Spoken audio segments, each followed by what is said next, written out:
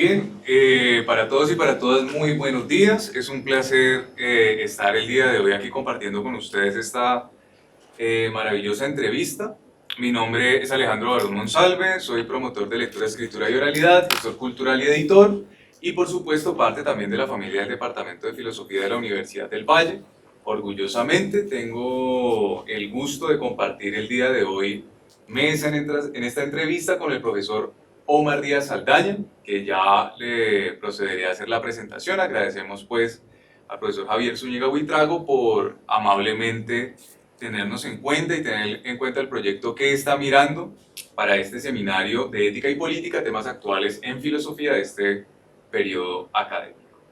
Esta entrevista se ha denominado Recuperación de la memoria pictórica del suroccidente colombiano, revista que está mirando una experiencia de investigación filosófica y de gestión cultural. En 1945, Paul Klee publicó la teoría del arte moderno, con la idea de aportar al debate de las vanguardias artísticas del siglo XX. Al tercer capítulo de esta maravillosa obra lo llamó El credo del creador, apartado que inauguró con la siguiente premisa que recordamos aquí por su potencia filosófica. El arte no reproduce lo visible, vuelve visible, y el dominio gráfico, por su misma naturaleza, empuja fácilmente y con razón hacia la abstracción. Lo maravilloso y el esquematismo propio de lo imaginario se encuentran allí dados de antemano y al mismo tiempo se expresan con una gran precisión. Paul Klee.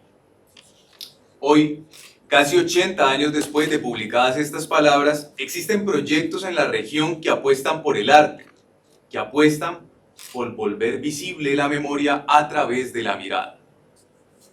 Elegimos la mirada, pero no solamente elegimos la mirada, sino el tiempo presente de la mirada. Son algunas de las palabras que denotan el carácter del proyecto que está mirando como apuesta por la memoria pictórica del suroccidente colombiano. La revista de arte contemporáneo que está mirando se define como un espacio de reflexión sobre el arte contemporáneo y particularmente la plástica de la región pacífica y del suroccidente colombiano. En ella tienen cabida las más diversas manifestaciones artísticas en su composición, color y materialidad, pues no se establece unívocamente un rincón privilegiado desde el cual pueda mirarse el arte. En esta definición y en la sugerente pregunta que da nombre a la revista, se advierte su carácter incitador al pensamiento. Usted que camina por las calles de esta región multicromática y se encuentra con el grafiti en aquel muro, usted que visita el museo y analiza la obra, usted que percibe en otros cuerpos cómo se dibujan la vida y la muerte, trate por un momento de responder a la pregunta ¿qué está mirando? En el año 2013, en el seno del Departamento de Filosofía de la Universidad del Valle, nace la revista de arte contemporáneo ¿Qué está mirando? Hoy, cerca del cumplimiento de la primera década de este maravilloso proyecto y después de 16 números publicados, entrevistamos a su director, gestor y artífice, Omar Díaz Saldaña, en el marco del Seminario de Ética y Filosofía Política bajo la temática Temas Actuales de Filosofía. Una propuesta del docente Javier Zúñiga Buitrago, a quien agradecemos por este espacio. El profesor Omar Díaz Saldaña es físico, magíster en educación con énfasis en enseñanza de las ciencias de la Universidad del Valle. Se ha desempeñado durante muchos años como docente del Departamento de Filosofía de esta universidad y cuenta con vasta experiencia en el ámbito editorial y de gestión cultural en torno al arte, la cultura académica y la divulgación científica, entre otras áreas. Como investigador y docente, sus áreas de interés se encuentran en la filosofía de la ciencia, la relación entre arte, ciencia y filosofía, los problemas de la imagen y la percepción en la modernidad, así como la filosofía de la mente. Maestro de generaciones, bienvenido a esta entrevista. Es un honor orientar algunas preguntas sobre este maravilloso proyecto que constituye ¿Qué está mirando? Por favor, un saludo para nuestro público el día de hoy, que nos ve y escucha, y si así lo desea, profe, complementar esta presentación. Gracias, Alejandro. Con Alejandro nos conocemos de años atrás, pues, ¿sí? En los cursos, en las actividades de la revista, en las actividades pues, del departamento, de la universidad, tratando como de transformar muchas cosas que hay en la universidad, que se deben transformar, apoyándonos en lo positivo que hay en la universidad. Gracias, Javier, por la invitación a participar en el seminario de Ética y Política, Problemas Actuales de la Filosofía. Gracias, Vanessa, por este espacio. Creo que es un espacio muy, digamos, propio para estas actividades. Yo creo que esa idea de realizarlo aquí, Javier, es bien importante. Yo creo que además es cerca, ¿no?, de la universidad.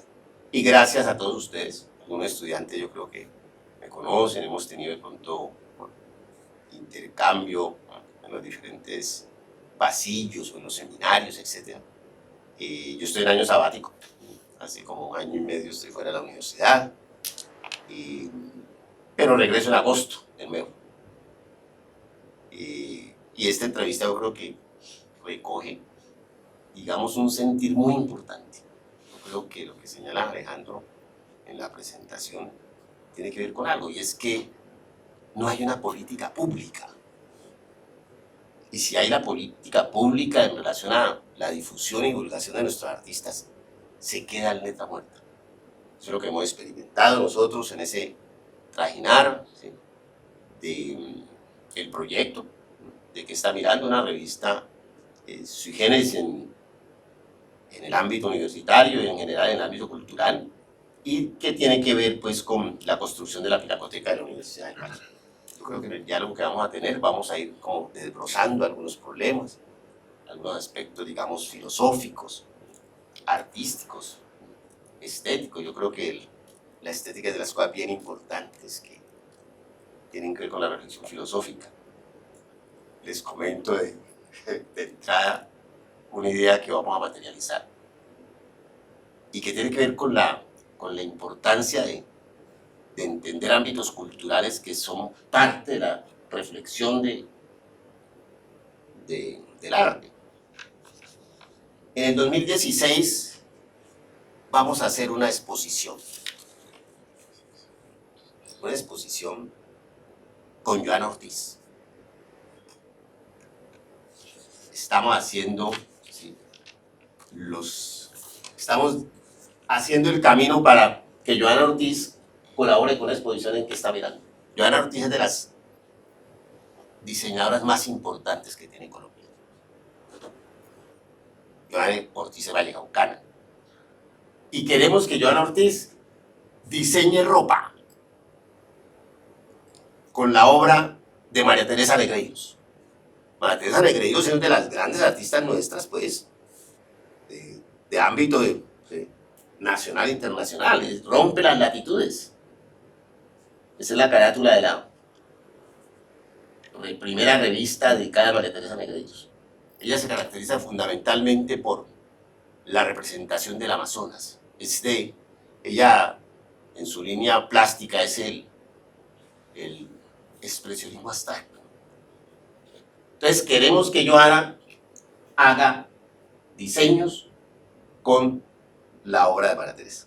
Y hemos ya pensado que el título será Colombia se viste de Amazonía. ¿Sí? Joana Ortiz, María Teresa Negreiros. Entonces, eso lo planteo inicialmente para mostrar, digamos, la dimensión del proyecto. Ahorita vamos a ir poco a poco a través de ese camino que nos va trazando Alejandro en hacer las preguntas, precisando muchas cosas.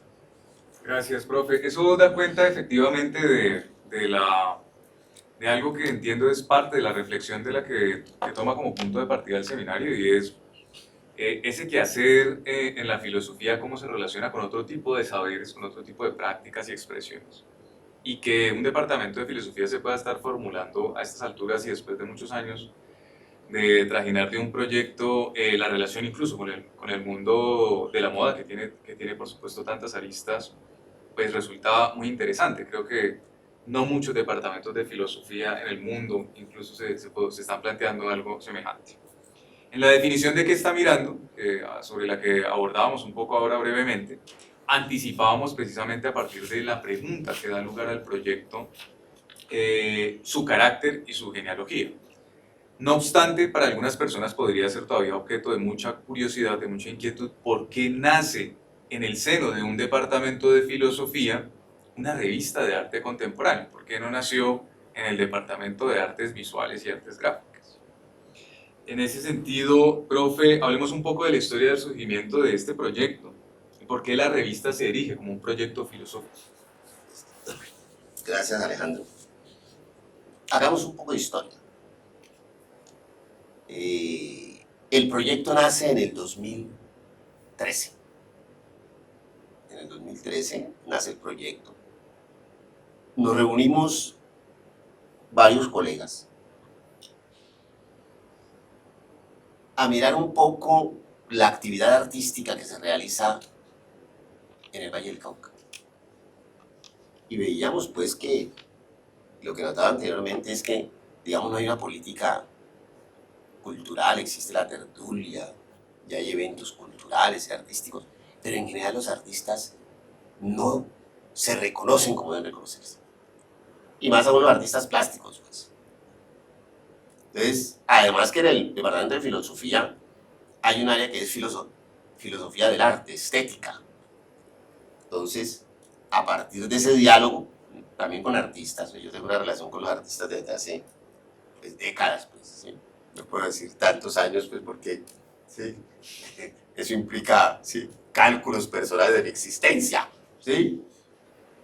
Pero esa relación ayudó mucho. Y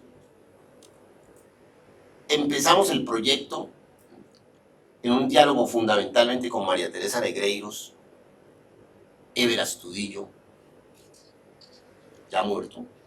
Ever Astudillo murió en el 2015.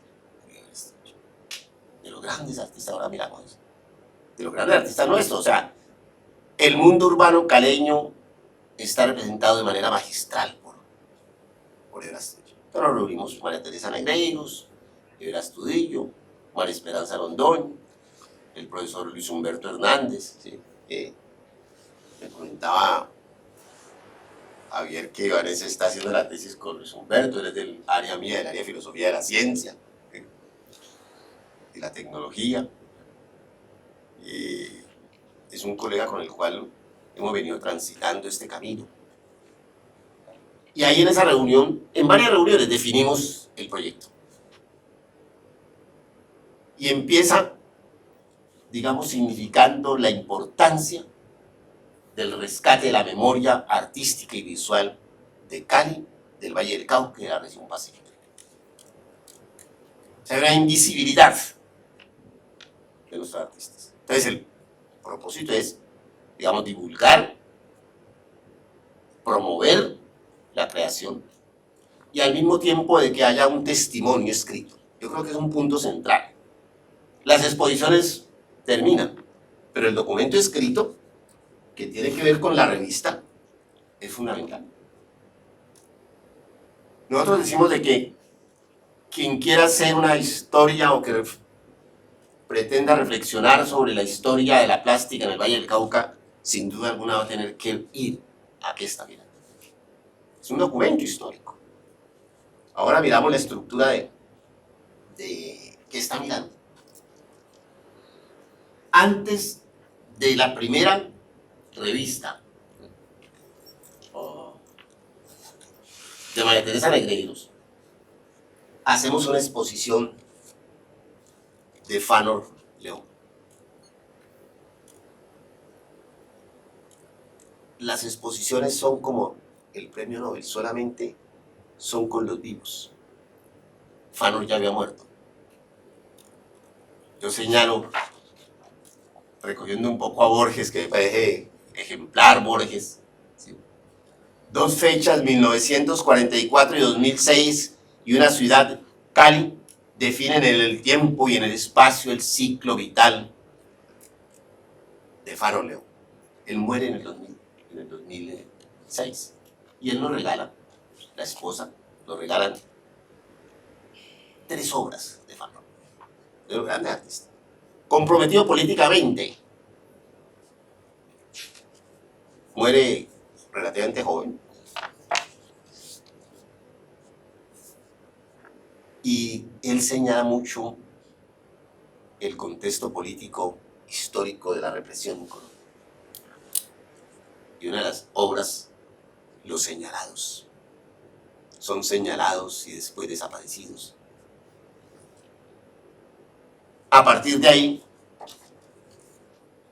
esta exposición la hacemos en el mayo del 2013. En el segundo semestre hacemos la exposición de María Teresa Negreiros. De ahí surge el proyecto. El proyecto consta de dos momentos centrales. Por un lado, la construcción de la revista, la edición de la revista. Pues hablando de que yo tengo mucha experiencia, pues tengo, además los años le dan dando una experiencia como, sí, mi abuela decía, el diablo no sabe tanto por diablo, sino por viejo. Yo fui director del programa de internet de la Universidad del Valle unos años, ¿sí? Y tengo pues cierta experiencia en la vaina editorial. Entonces, hay dos aspectos del proyecto. Uno tiene que ver con la edición de la revista. Ahora nos centramos en la revista, de acuerdo al camino que ha trazado. Y en segundo lugar, la construcción de la pinacoteca en la Universidad de Valle. Esa pinacoteca es única. Los que no la han visitado pueden visitarla, está en la biblioteca. Cada artista dona una obra a la universidad. Les comento, el último artista fue Jairo Usman.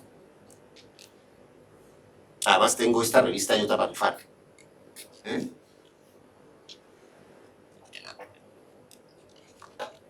La obra que donó es esta.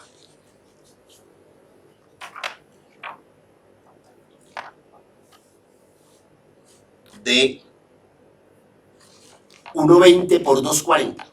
1.20 por 2.40, jóvenes.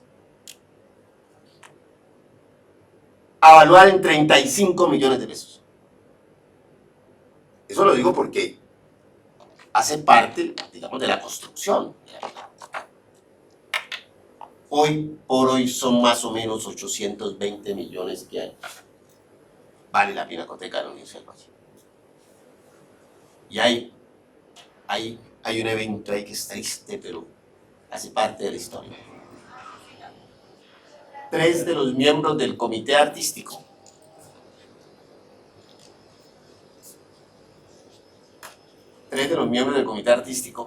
ya fallecieron. Eber Astudillo, César Santa Fe y Mario Gordillo. O sea, eso tiene, digamos, de trágico algo, pero también tiene de significativo algo.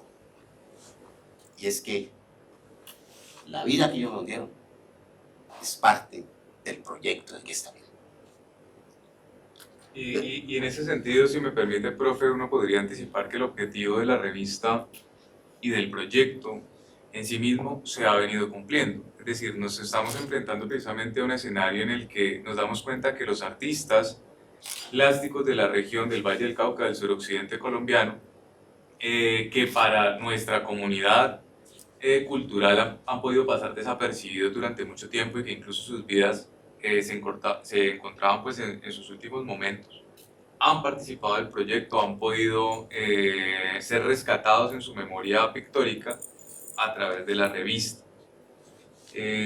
Podría pensarse, profe, que rescatar la memoria visual o pictórica de la región tomando como punto de partida la plástica o solamente la plástica es muy particularizante.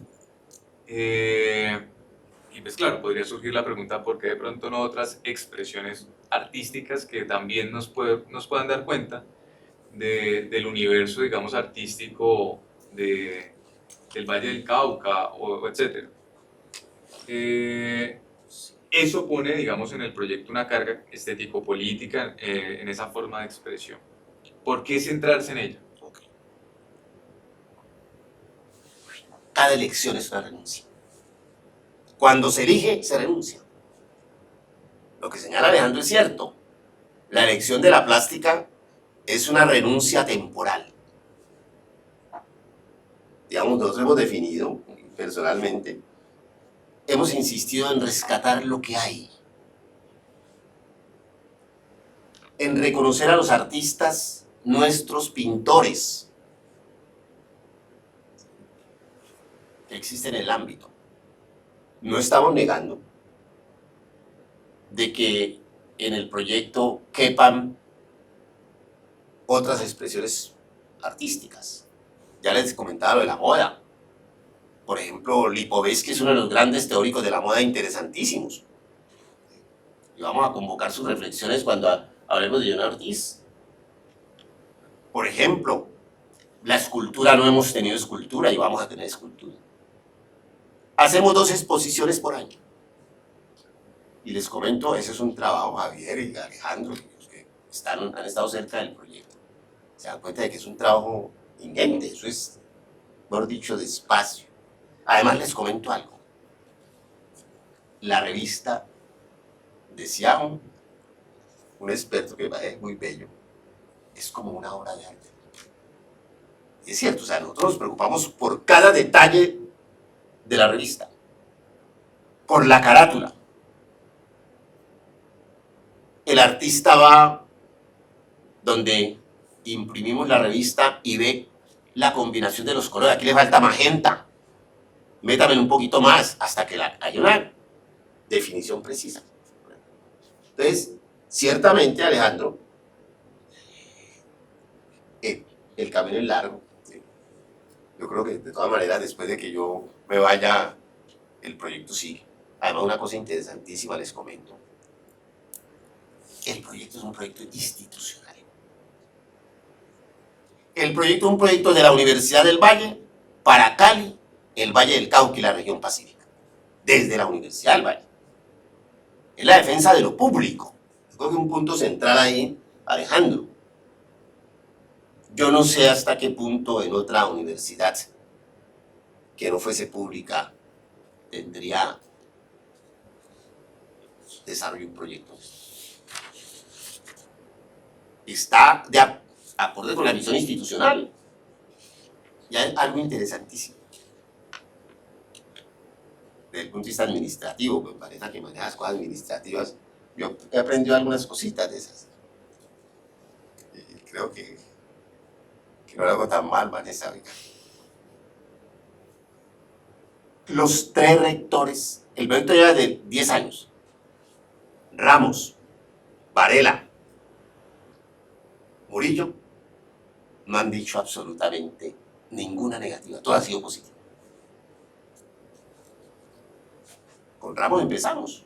Ramos era, mejor dicho, antes de que nosotros habláramos ya estaba depositada la plata, transferían la plata de la rectoría al departamento de filosofía. De igual forma con Varela y con Guillermo Murillo. Guillermo Murillo es nuevo. Ya nos trasladó la plata de la actividad del primer semestre del 2024. O sea, un proyecto institucional. Y no solamente desde el punto de vista de la participación de los profesores, los estudiantes. Eso es una cantidad de muchachos participando en ese proyecto. Egresados. Muchachos, les digo que saben más de estética que mi persona. O sea, es un proyecto, digamos, que se ancla en la perspectiva de lo público, en la perspectiva de una universidad pública. Yo creo que eso es importante, digamos, tenerlo en cuenta. Y termino insistiendo en que poco a poco en el camino, Alejandro, vamos allegando otras formas artísticas para fortalecer el proyecto, porque es un proyecto cultural. Y no obstante, por ejemplo en el número 5, cuando se realiza la publicación y la presentación del artista Ángela Villegas, también se exploró instalación, que para esa fecha estamos hablando del año 2015. Recuerden ustedes, estábamos en plena discusión a nivel nacional de los diálogos de paz con la anteriormente Fuerza Armada Revolucionaria de las FARC-EP. Entonces, en esta instalación, por ejemplo, una de las obras era una hamaca con espinas que decían la palabra paz, claro, representando un poco lo espinoso de estos debates que socialmente se venían dando en el país. El proyecto en ese sentido, aparte de rescatar la memoria pictórica, también ha procurado integrar en su componente reflexivo, como lo señalaba Omar, una parte importante de lo que han sido debates interesantes que conectan el arte con lo que la sociedad colombiana atraviesa.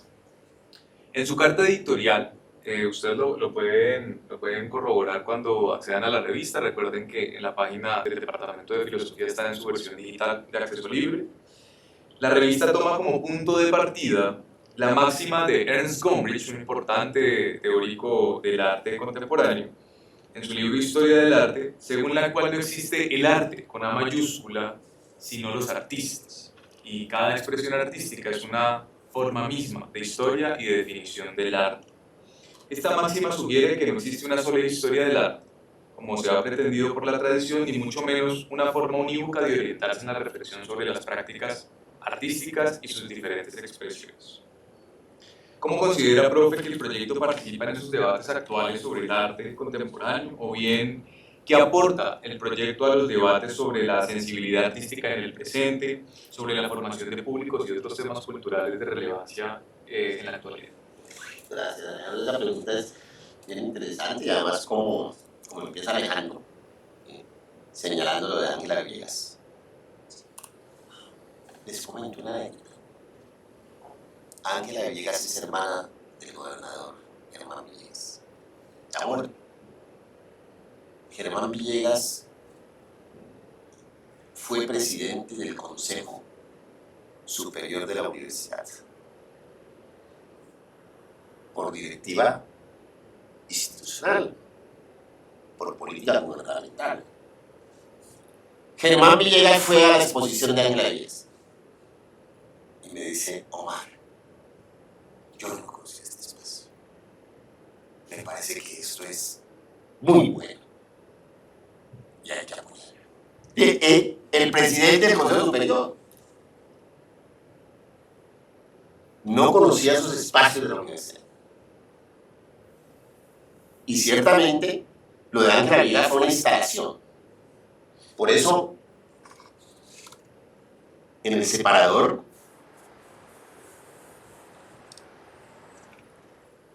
se señala algo que Alejandro lo puntualizaba. ¿Qué está mirando? Arte contemporáneo. Es un espacio de reflexión sobre el arte contemporáneo y particularmente la plástica de nuestra región, donde tienen cabida las más diversas manifestaciones artísticas en su composición, color y materialidad, pues no se establece unívocamente un rincón privilegiado desde el cual pueda interpretarse el arte. O sea, tienen cabida distintas expresiones. Y un ejemplo es la de Ángela Villegas. Además, bien interesante. Ángela vive por aquí cerca. Una casa finca. Eran las espinas de la palma de Chotaduro. O sea, construyó las palabras, es interesantísimo. Paz, vivienda. Entonces ella decía, son palabras espinosas. Una exposición excelente, muy nutrida.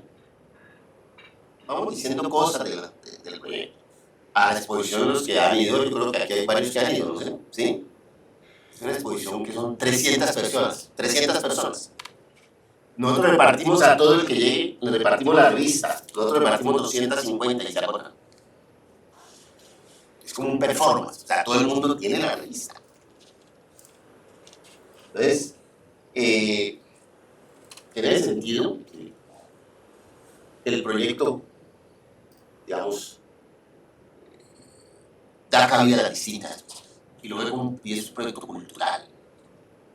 La sensibilidad. Llamar a la sensibilidad tiene que ver pues, con esas discusiones, si se quiere, pues, teóricas.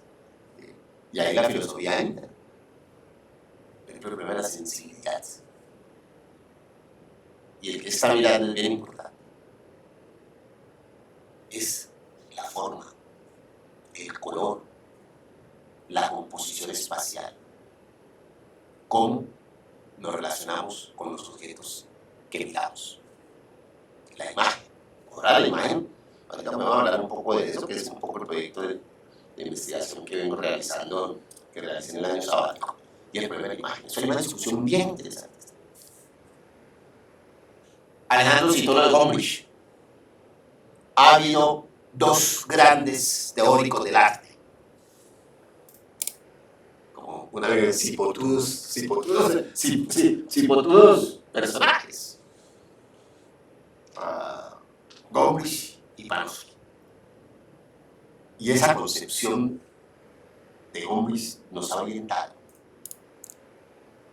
Es que no definimos a priori lo que es arte.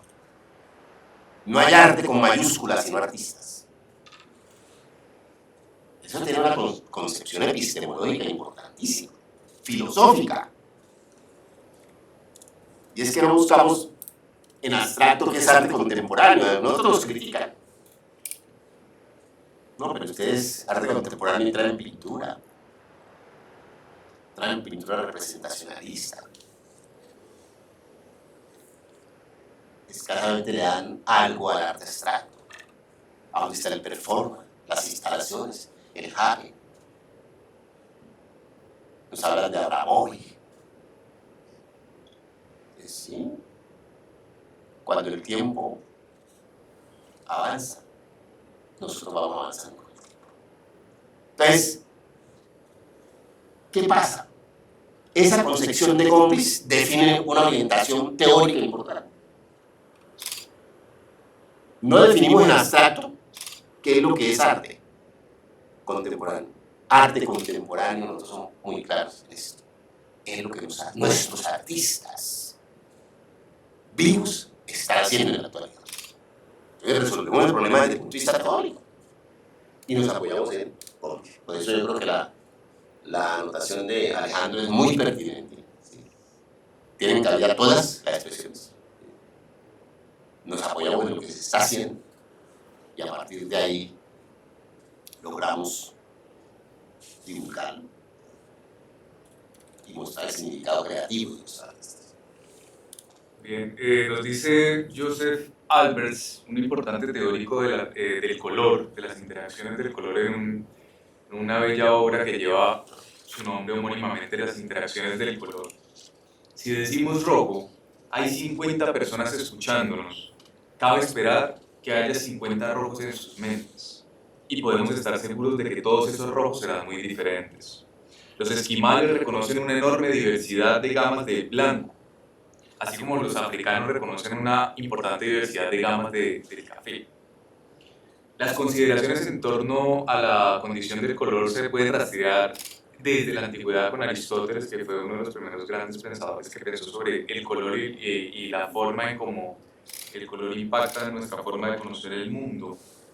Y tendrá su auge más importante en la modernidad, y eso permitirá, pues, con los aportes de Newton, del mismo Goethe y otros tantos, avanzar, no solamente en el campo cognoscitivo del arte y de las interacciones del color en el arte, sino de los aportes de su conocimiento en el mundo. No es extraño, pues, que en un proyecto como que está mirando encontremos una declaración importante en su carta editorial, según la cual es la diversidad en la composición, color y materialidad en las manifestaciones artísticas las que expresan la idea y la filosofía estética del artista. ¿Podemos ampliar, por favor, profe, un poco lo que subyace a esa declaración y cómo se relaciona con la línea editorial del proyecto? Gracias, Alejandro.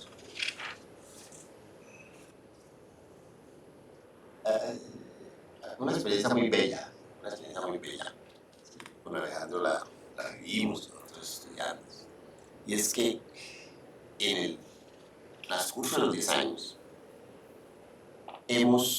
yo he diseñado cursos titulados ¿Qué es saber? Entonces, les comento que toca colocar un límite a los asistentes, porque vamos a los talleres de los artistas, de Alejandro, de César, por ejemplo, César Correa, y ellos nos explican el problema del color, el problema de la composición, el problema de la materialidad. Por ejemplo, hay artistas que son temperamentales, que el tiempo fluye más rápidamente para ellos que para otros. Entonces usan acrílico, porque el acrílico es instantáneo, rápido. Otros que tienen la paciencia de los años y usan el óleo. Eso tiene que ver con el temperamento, porque el óleo, usted sabe que el óleo se desarrolla en el siglo XVI, hay todo un debate. sobre el origen de la humanidad. O sea, entonces, el óleo tiene la posibilidad de ir capa sobre capa. Se seca y se espera que se seque. El acrílico es mucho, el secamiento es mucho más rápido. Y eso es importantísimo cuando uno se enfrenta con un artista y cuando él le cuenta. Porque la revista tiene una estructura. La entrevista tiene una estructura que es una entrevista al artista y un artículo sobre el artista de un conocedor de la obra del artista. Entonces, el artista nos cuenta. Entonces, digamos, las técnicas son bien importantes. Por ejemplo, María Teresa Negreiro nos decía que ese color verde fue un color verde muy tenaz porque en una época tuvieron mucha violencia en el Amazonas. Ella es brasilera. Vive aquí desde los 25 años. Tiene 94 años. Y jóvenes. Y Javier, pues que no está joven.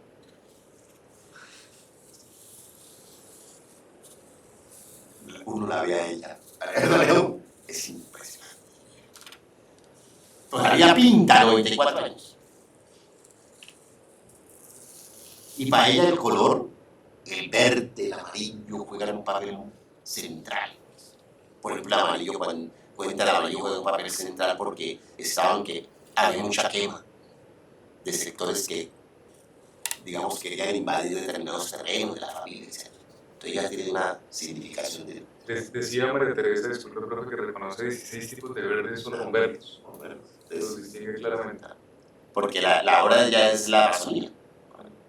Entonces, en ese sentido yo creo, ¿sí, Alejo, que el problema de, digamos, del color, de la materialidad, etcétera, digamos, es fundamental en la expresión plástica.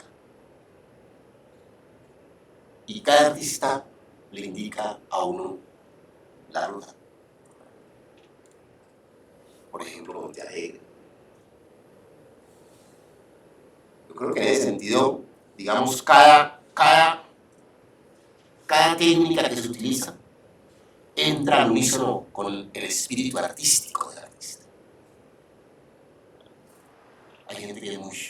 Por ejemplo, yo si fuese artista no podría utilizar el óleo, por ejemplo. ¿Sí? Yo me impaciento a veces. Y cuando el tiempo corre sobre mi vida, con mayor razón porque el tiempo se me agota. Entonces uno se impacienta. Pero hay otros que son muy pacientes.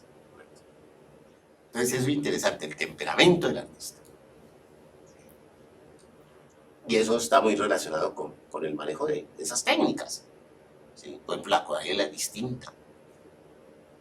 Y uno ha aprendido. Nosotros hemos aprendido, pues yo he aprendido mucho con ellos desde hace, digamos, unos 30 años que tengo relación con los artistas. ¿Sí? Vale, sigamos. Bueno, profe, una última o penúltima pregunta sobre algunos aspectos muy primigenios del proyecto. ¿Qué está mirando? Surge como un proyecto editorial, pero en definitiva no es solamente un proyecto editorial. Hemos hablado de la pinacoteca, hemos hablado de talleres, por ejemplo, recuerdo previo a la revista que nace en el 2013 con el proyecto de Fanon y luego con María Teresa. En el 2012, que yo estaba recién llegando a la universidad, tuvimos un taller muy bello con César Correa, artista plástico del Valle del Cauca y uno de los grandes coloristas vallecaucanos. Creo que de los pocos artistas que he conocido que han desarrollado a nivel nacional una teoría propia del color. César tiene tomos enteros dedicados a la reflexión del color. Hicimos el taller Cómo mirar una obra de arte, un taller para entrenarnos precisamente en el ejercicio de la mirada sobre el arte. Entonces, ¿qué nos dice sobre ese saber qué y saber cómo en el arte, esas otras facetas del proyecto que no son solamente la editorial? Pero Alejandro plantea, si se quiere, dos elementos polares, el qué y el cómo. O sea, qué se hace y cómo se hace.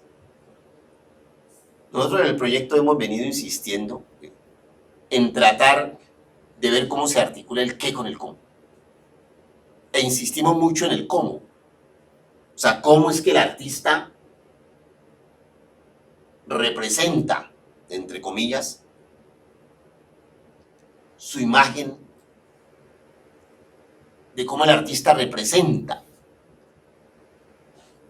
un suceso, o cómo el artista hace que su imaginación se exprese en el lienzo. Entonces, el qué y el cómo, pero el cómo, digamos, es importantísimo para nosotros.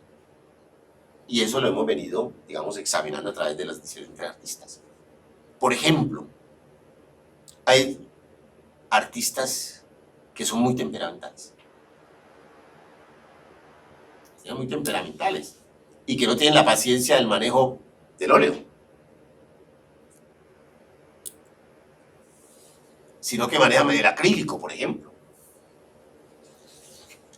O hay artistas que se preocupan más por los problemas, digamos, formales, que los problemas eminentemente de la pintura.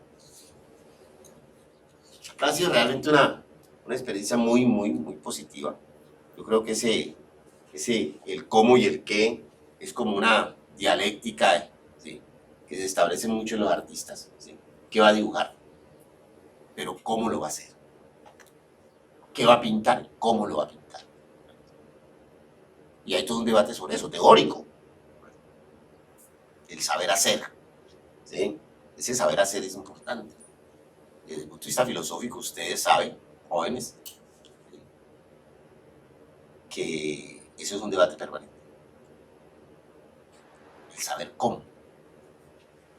O sea, y el saber cómo tiene que ver con la experticia. Por ejemplo, la mezcla de colores. ¿Sí? Por ejemplo, el óleo, la témpera, por ejemplo. Todos esos elementos, digamos, juegan un papel, digamos, central en esa misma línea. Vale. Luego vamos a pasar a un segundo momento de esta entrevista en el que nos vamos a referir, profe y estimados y estimadas, ya no tanto a algunos aspectos formales de la revista, sino a problemas, digamos, que se conciben desde una perspectiva filosófica en torno a la gestión de un proyecto cultural. Los proyectos culturales en filosofía, posiblemente hasta hace 2 décadas, todos radicaban, si eran revistas, en artículos filosóficos, artículos de reflexión y divulgación filosófica, libros dedicados a determinados autores, etc. Y en esto el Departamento de Filosofía, no solamente por la revista que está mirando, hay otros proyectos también súper interesantes, nos han mostrado un dinamismo diferente para la filosofía en la actualidad, que ha sido emulado también por otras academias de filosofía en el contexto nacional, tal vez en el internacional, en la medida en que se ha podido incidir en ellos y también en esa interacción con otras academias.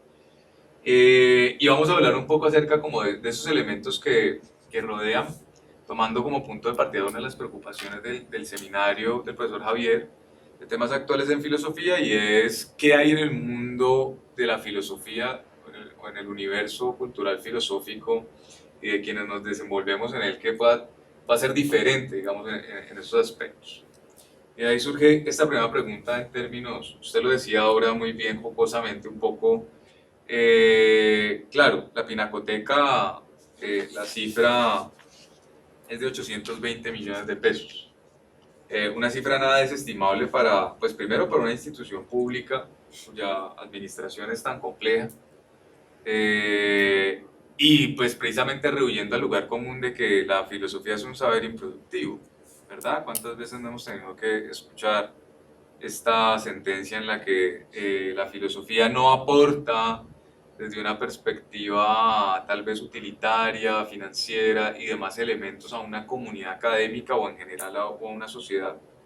Y resulta que en el seno del Departamento de Filosofía nace un proyecto que le ha brindado no solamente a nivel inmaterial, con el ejercicio del rescate de la memoria, un valor invaluable, discúlpenme ese oxímoron extraño, para la comunidad vallecaucana, sino también en la materialidad de las cosas, una pinacoteca de aproximadamente 800 millones de pesos.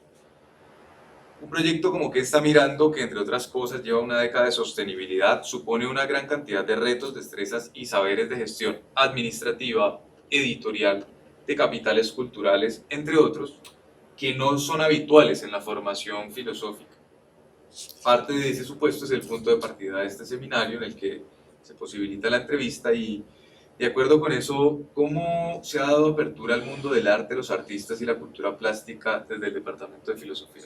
¿Cuáles son esos retos para la gestión administrativo-filosófica de un tipo de proyecto de esta envergadura?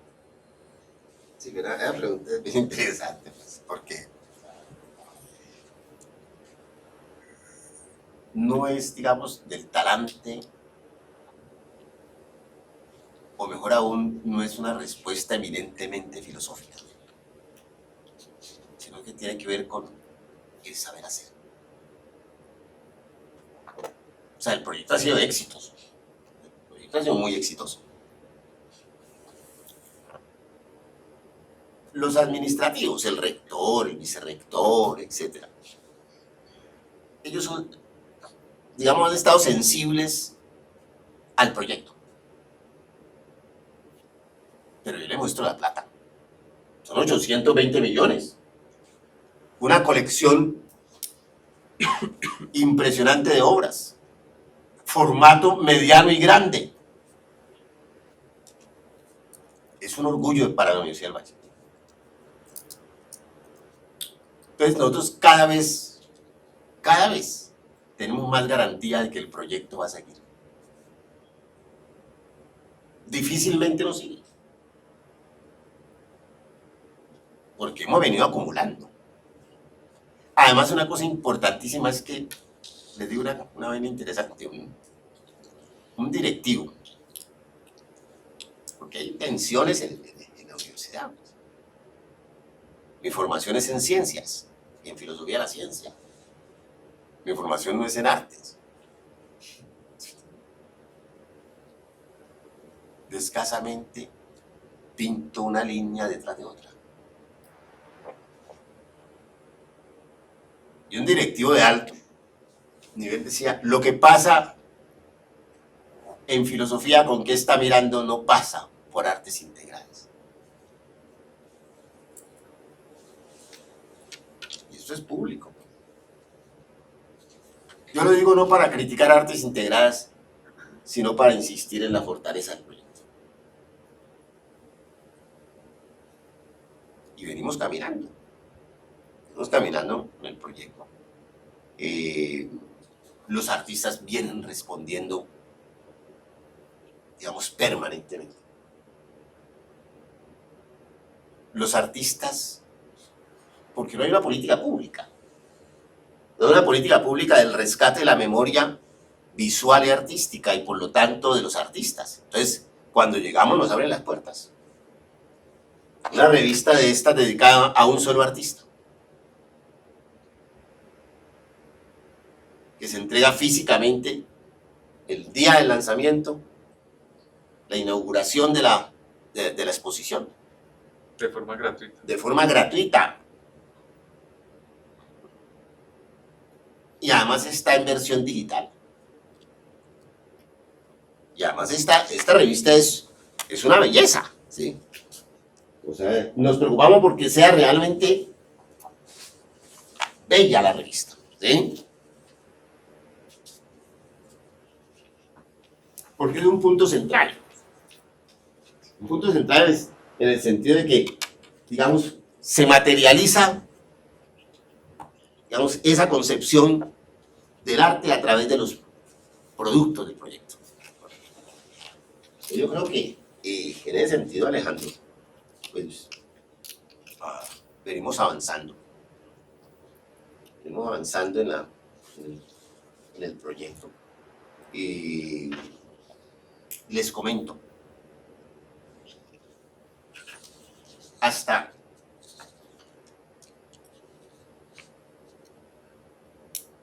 todo este año tenemos inauguración el 7 de junio con una artista plástica, María Esperanza Londoño. Los invito desde ahora. En el segundo semestre del 2024 no hay exposición individual.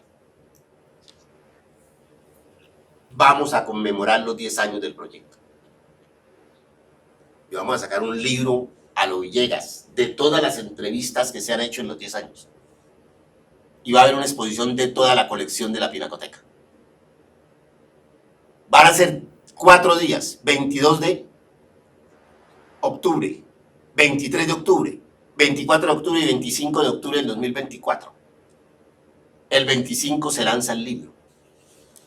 El 22, 23 y 24 tenemos actividades. Vamos a ver taller de pintura para ustedes, para los que quieran.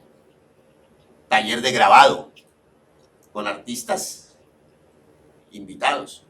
Lanzamiento de libros el 24. Vamos a lanzar varios libros el 24. Y el 25 concluimos con el lanzamiento del libro que compila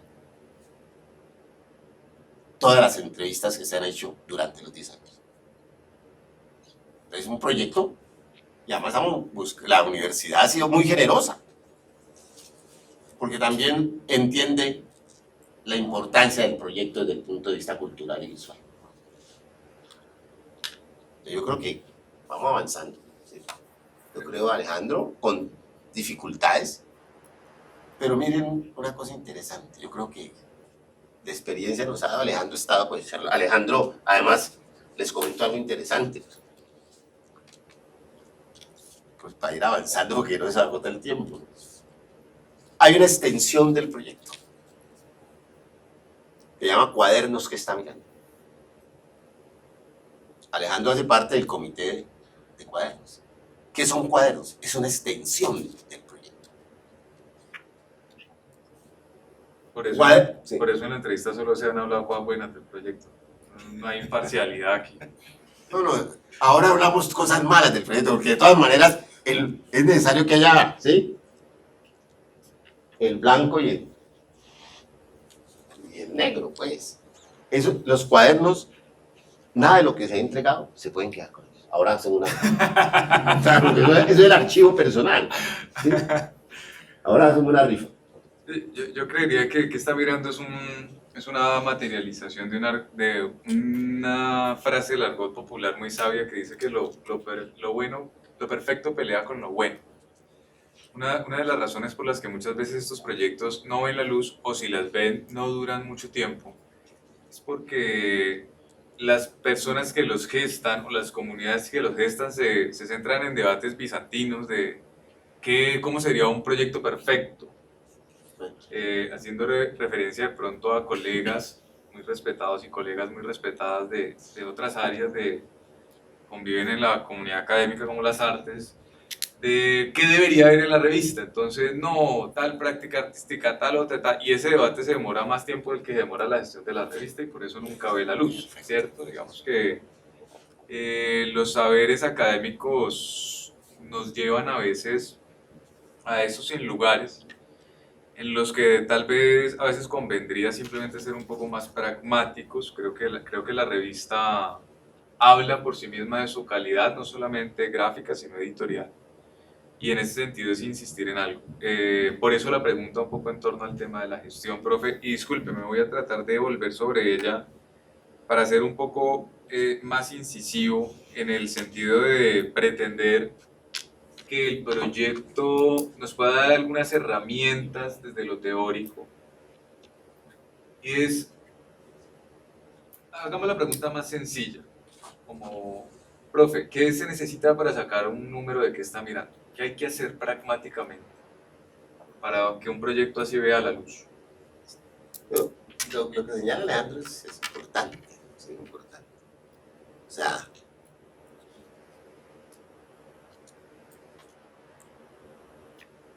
Sancho, el Quijote le decía a Sancho,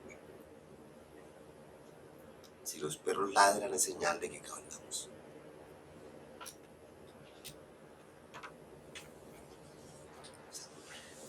Hay que tener un criterio pragmático para el proyecto, tener visión de proyecto.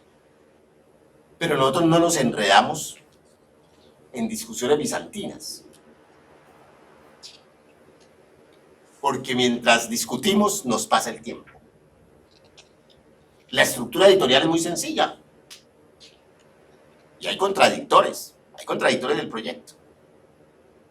Pero jóvenes y no jóvenes, pues, Javier. No tan jóvenes. Las cosas se van desarrollando y van quedando en la conciencia de la gente. Y poco a poco se va mejorando. Por ejemplo, esta idea que fue bellísima no aparece sino después, como el quinto número. Es una belleza y aparece porque Gordillo, un artista, la sugirió. Y eso muestra, pues, de que el proyecto de desarrollo. El inicio fue este folleto que me parece bellísimo, sobre Fano León. No existía todavía la revista, porque la revista decíamos que es para artistas vivos. Entonces, la gestión es importante. La gestión es importante, y les digo, jóvenes,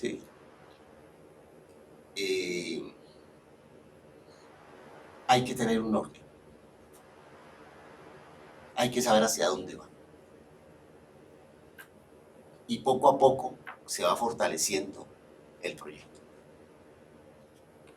Por ejemplo, esta es otra extensión del proyecto. César Santa Fe muere en el 2019. De los grandes artistas nuestros, del comité artístico. Y además les comento algo, ahora que estoy hablando del comité artístico. Un miembro del comité artístico muy prestigioso. Yo me le acerqué y le dije, maestro, no digo el nombre, porque ya difunto. Y me dijo, yo le dije, maestro, yo he pensado en el maestro Labrada.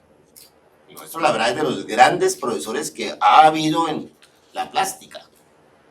Labrada, tengo entendido que no ha muerto, él debe estar por lo menos en 90 y pico de años. Y el artista reconocido me dijo, Omar, él es un profesor de arte. Entonces, yo le dije, bueno, gracias. Del comité artístico del proyecto. Entonces, con más coraje, al otro día, metí a Labrada en el proyecto. Porque Labrada es una institución. El maestro Labrada es de los grandes artistas. Lo que pasa es que, les digo, cada uno ve con su mirada, con su sesgo. Y el sesgo que nosotros tenemos, obviamente lo tenemos, pero trata de mirar el conjunto de la producción artística. Claro, Yo tiene que ver con la gestión. uno podría decir que el proyecto, entendido institucionalmente, ha resuelto incluso conflictos, digamos, de que tal vez en otros espacios culturales no se habrían podido resolver por la vía de los egos y otro tipo de cosas que suceden pues como en esos asuntos. Avancemos un poco, profe, por temas de tiempo.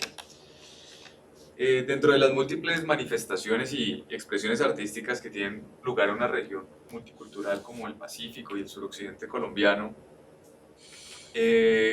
uno pensaría que uno de esos retos más espinosos, más complejos, es establecer el criterio para la selección de los artistas y de las artistas, puesto que eso implica, como usted lo decía, una decisión implica una renuncia.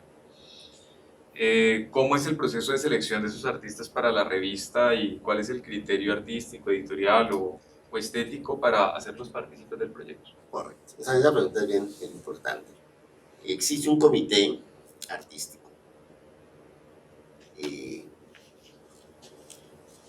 A ese comité se le pregunta, y personalmente yo les pregunto sobre los artistas que existen en la región. Y ellos dan algunas pautas de algunos nombres. Por ejemplo, el caso de Eduardo Esparza. Eduardo Esparza, él vive en Tabio, de los grandes artistas nuestros, pero él vive en Tabio. Fue a través de Walter Tello que tuvimos información de Eduardo Esparza. Entonces tenemos información, a partir del comité nos sugiere, y nosotros tenemos, digamos, conductos que nos permiten conocer, digamos, cómo se mueve la plástica de la región. Por ejemplo, ahí está Homero Aguilar, hemos hablado con Homero Aguilar, ¿sí? María Esperanza Londoño. Entonces, a partir de determinadas sugerencias, vemos nosotros la obra, antes de hablar, vemos la obra en video. Entonces tengo la obra, miramos archivos, etcétera, etcétera, y tomamos la decisión. Entonces, al respecto, Alejandro, hay un punto clave. Abrimos la revista Jóvenes. Número 14. La número 14 es una revista que tiene cara y cruz. Son dos artistas. En este caso fue Ale Jaramillo y William Narváez. Hay algo importantísimo ahí en esa... No está sistematizado. Sí, no está ahí en ese archivo. Pero está por ahí. Sí, está rondando. Hay algo importantísimo ahí. Los artículos. La estructura editorial es sencilla. La entrevista y un artículo. El artículo de los jóvenes artistas lo hicieron jóvenes nuestros, preocupados por los problemas estéticos, conocedores de los problemas estéticos. Por ejemplo, el de Alex Jaramillo, ¿sí? El de Alex Jaramillo lo hizo Alejandro Barón, No, o el de William. al de William Narváez. El de William Narváez lo hizo Alejandro, ¿sí? Barón y Mateo Sanguini. Buen artículo, buen artículo. Tan bello, Alejandro. Sí. Y el otro artículo, el de Alex. Alex, lo hizo Jorge. Useche y Valentina Bará. O sea, son jóvenes que perpetran la escritura teórica sobre los problemas artísticos. Y eso es un punto, una fortaleza. Siempre en el 26 vamos a tener jóvenes.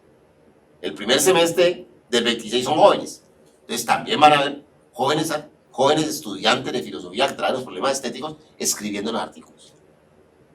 Entonces eso también es digamos, una cuna en el sentido de posibilitar la escritura y la reflexión teórica sobre el arte. ¿Cómo se llega a los jóvenes? Porque puesto que la revista venía trabajando sobre todo con artistas, pues el antónimo de joven no es necesariamente viejo, sino artistas ya de mucha carrera, de mucha trayectoria. Digamos que eso se recibieron críticas, ¿no?, en el proyecto, porque de pronto se estaba trabajando con artistas ya muy consolidados en el mundo artístico, pero paradójicamente son consolidados dentro del mundo del arte. En la comunidad vallecaucana no se conocía mucho de su obra porque precisamente no existían proyectos como este. ¿Cómo se llega a los jóvenes? Bueno, se hace convocatoria. Por ejemplo, aquí ya se hizo la convocatoria para el 2026. Empezamos a movilizar. Y tiene que ir con tiempo. Se hace la convocatoria y nos ubicamos, por ejemplo, en este caso hablamos con el Instituto Popular de Cultura, hablamos con con Bellas Artes, ¿sí? Hablamos con la misma universidad, con el departamento de artes de la universidad. O sea, que enviaran los jóvenes, mandamos información de que enviaran portafolios. Entonces envía el portafolio. Cada uno envía su portafolio. ¿Qué obra está haciendo? ¿Con qué podría participar? Y nosotros nos reunimos y miramos los portafolios. Y de acuerdo a la calidad, definimos qué artistas van. Y eso ha sido muy positivo. Muy positivo porque hay jóvenes talentosos. Por ejemplo, les comento William Narváez, es un artista, y Alex Jaramillo también, pero William Narváez es un muchacho de un talento impresionante. Talentoso, además inquieto, enamorado de la vida, como de la pintura.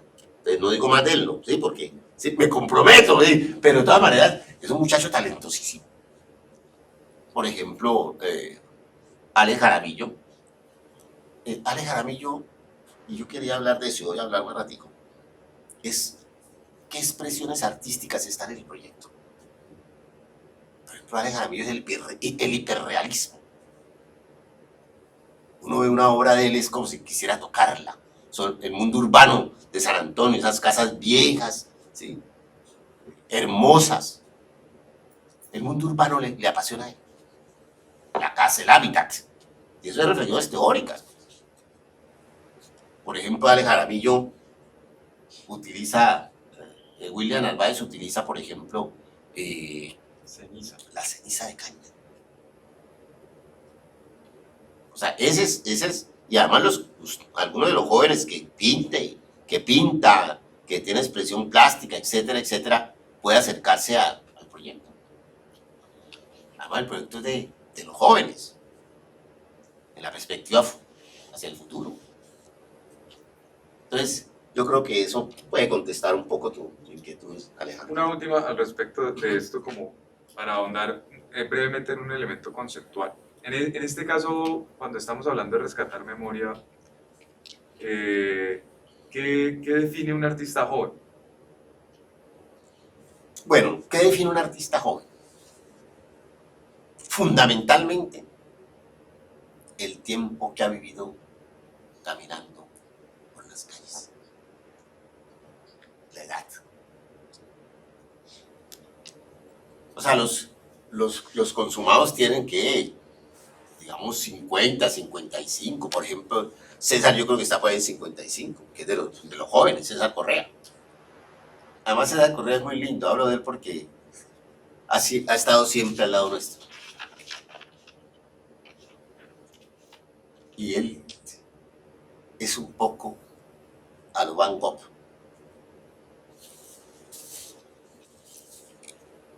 Quizás solamente pinta flores, jardines tristes, jardines caídos en la noche, jardines eufóricos, amantes en medio de flores, etcétera, etcétera. Y yo le dije a César, es muy lindo, le dije, César, ¿por qué no te metes en el proyecto? Sí. Antes de los 10 años, entonces me dijo, no, yo quiero que esté más consolidado. Le dije, pero no va a salir el libro. No importa, pero el tiempo corre. Entonces César no va a estar en el libro, que es un libro que vamos a sacar, pues un libro histórico. Yo le decía a Javier, pues Javier es del comité editorial, pues y no solamente somos compañeros de filosofía, sino amigos. En filosofía yo tengo muchos colegas, pero todos no son amigos. Y en la vida es así. No todos son amigos. Y la amistad es clave para construir proyectos. Entonces, digamos, en ese sentido, el proyecto avanza en ese sentido, Alejo, que me preguntabas. Y yo creo que, espero pues que podamos hacer otros 10 años, Javier. Yo soy muy optimista. Ajá. Soy muy optimista, pero creo que lo vamos a hacer. Vamos a hacer. Alejandro, Javier, aunque yo no esté, pero lo vamos a hacer. Bueno, lenguajes del arte y la filosofía, profe. El lenguaje artístico y el lenguaje filosófico no siempre coinciden o son compatibles en todos los escenarios naturales de cada disciplina. De un modo u otro que está mirando constituye un buen ejemplo de cómo un proyecto puede conciliar esos lenguajes y hacerlos complementarios, amigos, transversales. ¿Qué potencialidad ha descubierto en el diálogo entre filosofía de la región y arte de la región? Hay un filósofo, yo creo que todos lo conocemos.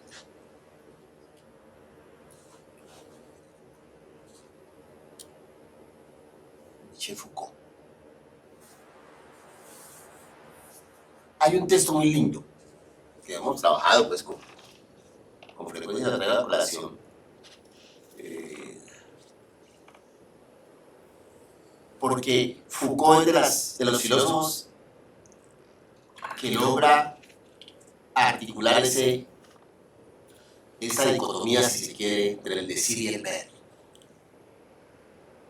El decir y el ver.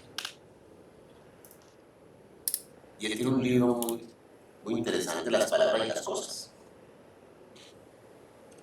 De los problemas filosóficos en toda la historia de la filosofía es la relación entre el lenguaje y la cosa. De los grandes problemas. Hay cantidad de problemas, pero ese problema es fundamental. Si el lenguaje habita en la cosa, o el lenguaje es simple convención. Entonces, digamos, esa relación entre la palabra y la obra, digamos, ha sido, digamos, importante en esa reflexión. Por ejemplo, Foucault tiene una vaina muy linda que nos ha servido también mucho. Bueno, lo traigo a colación, no con el criterio, digamos, academicista, no. Que yo poco pretendo de eso, ¿sí me entienden? Entonces, una vez sobre las meninas, una obra de Velázquez. Entonces, la pregunta es, ¿qué tanto la palabra puede decir de la imagen o de la obra?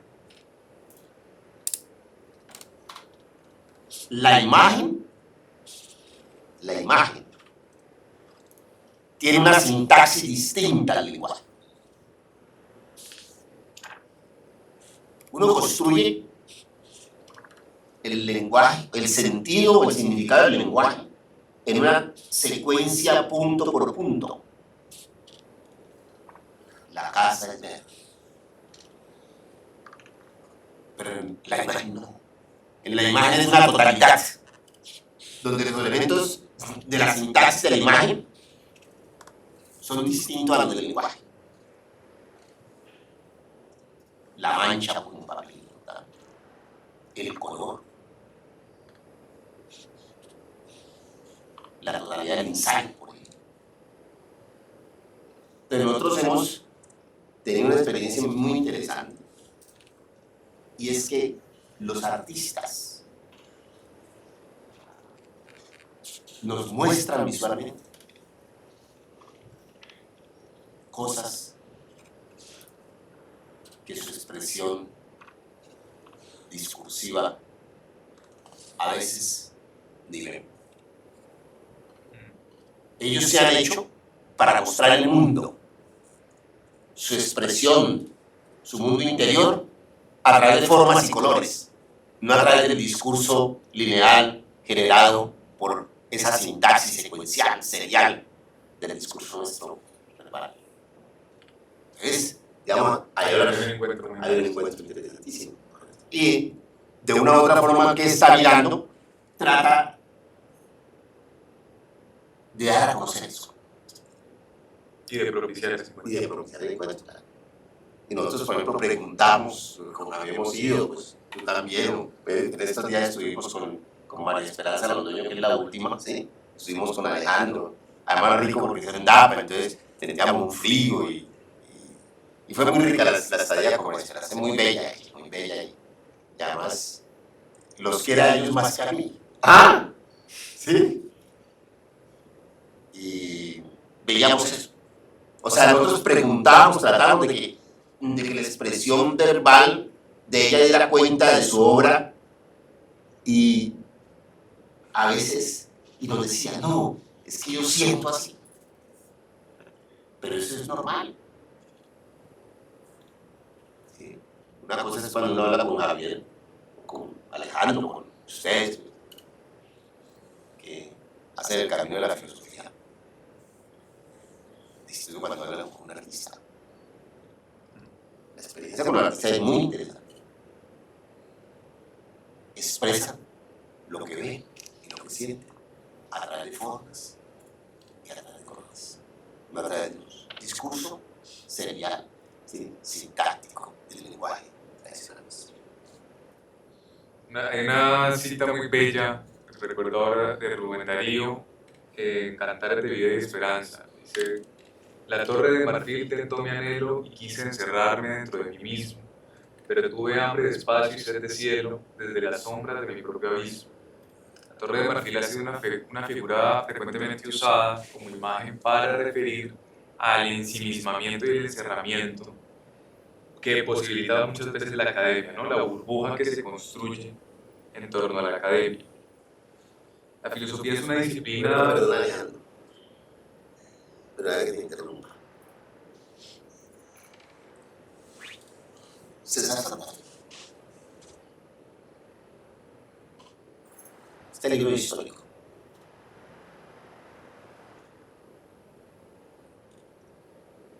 Se ensimismó.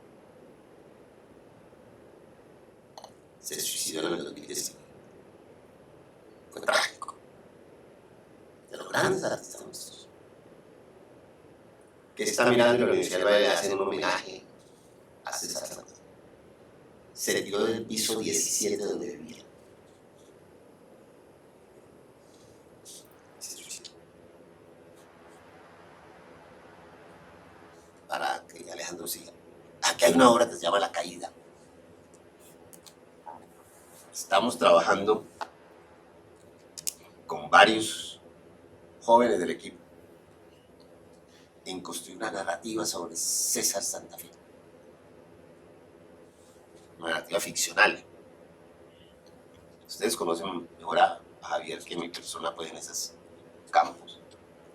Y es como la caída fue premonitoria de la muerte de César Santa Fe. He obsesionado con esa obra. Aquí está La Caída. Pero un poco, ¿sí? Digamos, para... Gracias, Sí, no, está bien. El ensimismamiento académico a veces suele ser muy propio en la filosofía, que ha sido considerada una actividad desde un enfoque práctico del hacer, que se reafirma solitaria y a veces hasta solipsista. De hecho, creo que era Delfín que siempre, yo no sé si todavía, pero siempre nos inauguraba con esa frase, que en filosofía dos cabezas no piensan mejor que uno. ¿De qué manera el proyecto ha servido para construir una comunidad filosófica en el departamento y qué aprendizajes nos dejan estos 10 años de esas experiencias? Bueno, Ya lo has dicho un poco, sí, lo has hablado. Sí, bueno, concreto. Yo creo que una fortaleza de la universidad, del proyecto. Es una fortaleza del departamento. Una fortaleza de la facultad.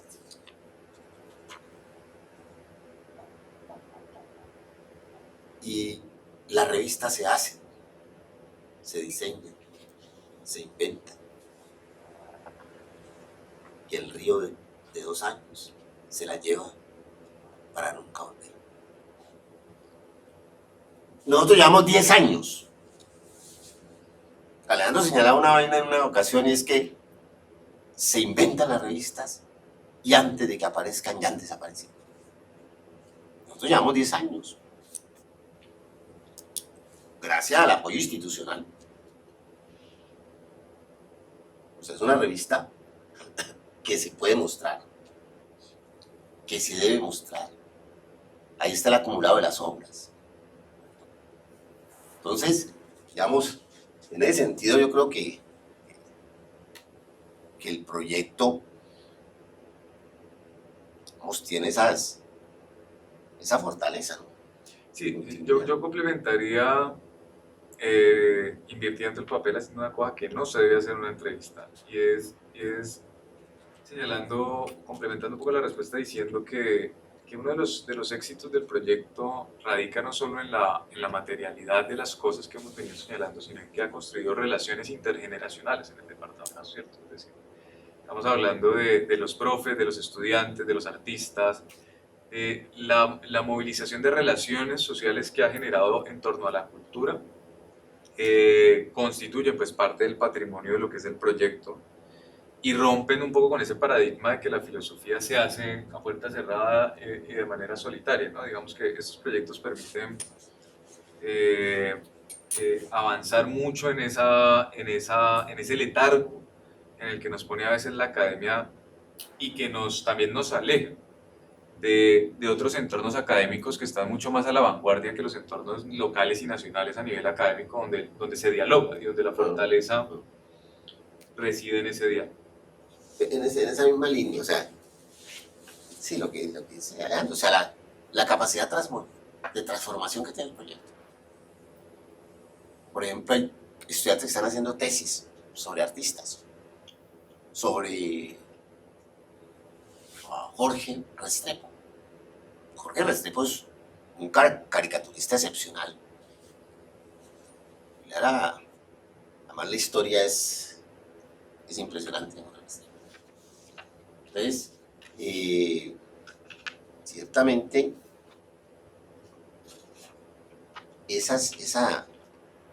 si uno mira el proyecto, se da cuenta de ciertos momentos, digamos, claves, lo que decía Alejandro, la generación, los profesores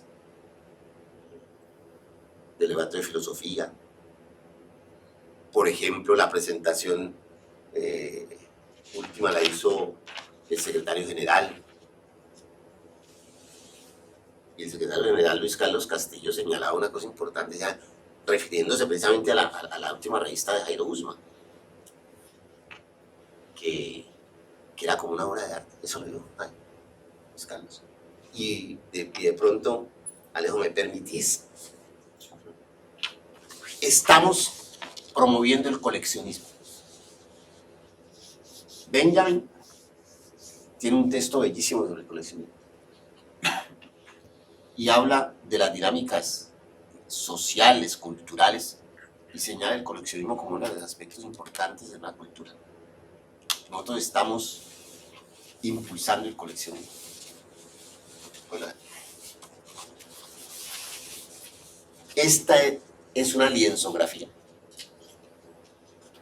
No la vamos a rifar, no, porque esa es mía. Sí, esa es mía. Estamos sacando lienzografías. Este de Jairo Usma. Se sacaron 15. 2 motivos, 15 de cada uno. Numeradas y firmadas por el artista. Y logramos, se venden, es como un detallito. Eso se venden rapidísimo, las 30 se vendieron rapidísimo. Para que las personas que deseen la compra, estas fueron como 60,000 pesos, me parece. Y el precio fueron como 55. O sea, no es un problema de negocio, sino que estamos impulsando que los asistentes al proyecto vayan haciendo su colección de obras gráficas importantes.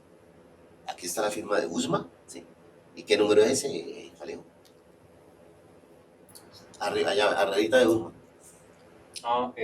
La 12 de 15. 12 de 15. O sea, mire, les comento, Berto, Javier, eso no van detrás de la lisografía. Las promocionamos por internet, con la base de datos, y se venden rapidísimo. O sea, esto lo señalo y la traje porque es importante en el proyecto y que tiene que ver con la gestión y con visión de conjunto.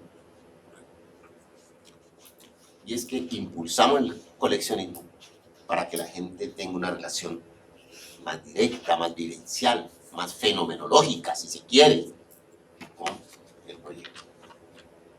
Profe, por temas de tiempo vamos a omitir algunas preguntas, pero no porque se vayan a quedar sin respuestas, sino porque ya las hemos abordado de alguna manera en la entrevista. Hablemos brevemente de retos y dificultades, como en todo proyecto, especialmente en uno tan demandante, no todo es color de rosa. ¿Cuáles son los retos de sostenibilidad del proyecto?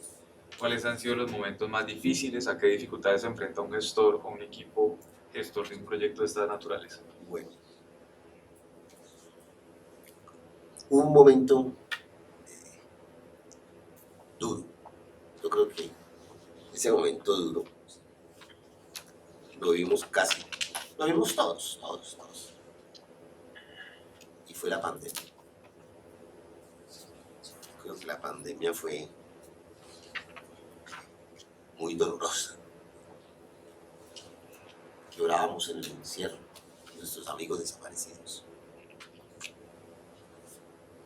Llorábamos en el encierro, nuestros familiares desaparecidos en otras latitudes.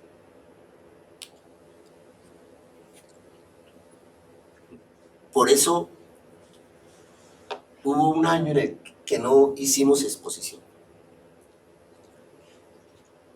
Íbamos a hacerla virtualmente, pero yo dije no. Una cosa es una cosa y otra cosa es otra cosa. Nosotros tenemos que hacer la exposición vivencial. Hubiéramos podido hacerla. Además yo tuve un impasse, yo no sé si sea Sí. la vida, pues. El Thanatos estuvo cerca de mí. Entonces tuve un impasse ahí cardiovascular. ¿Sí?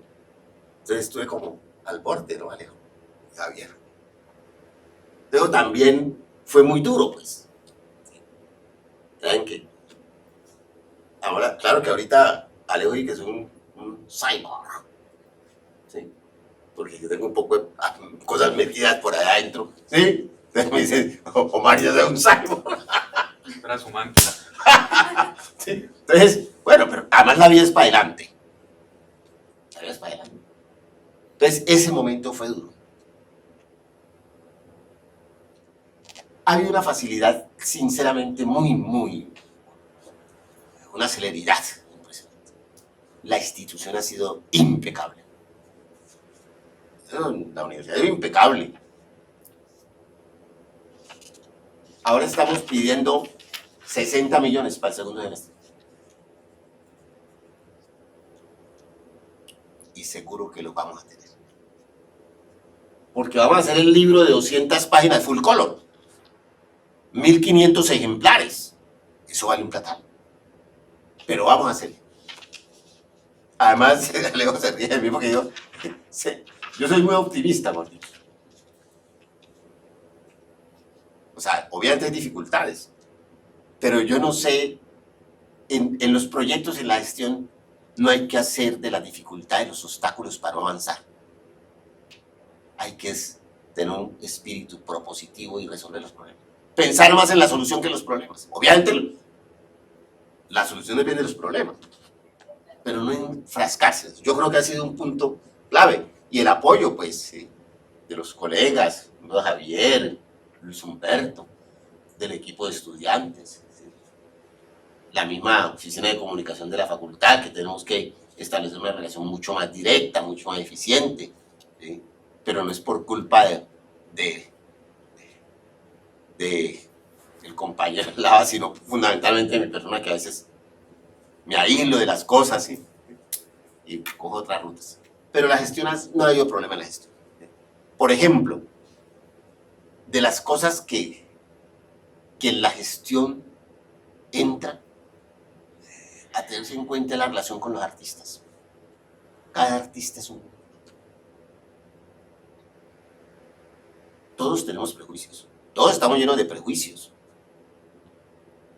Quien no tenga prejuicios no existe. Entonces ellos miran las cosas de manera a veces muy distinta.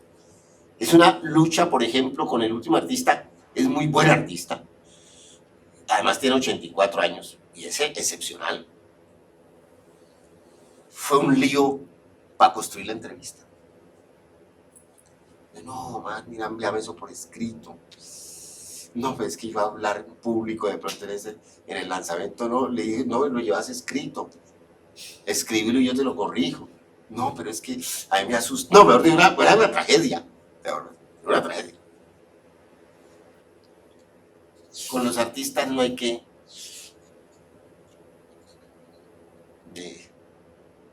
bueno, todo eso está filmando, pero eso se puede editar. Pues, ¿sí? Muchas cosas hay que editarlas.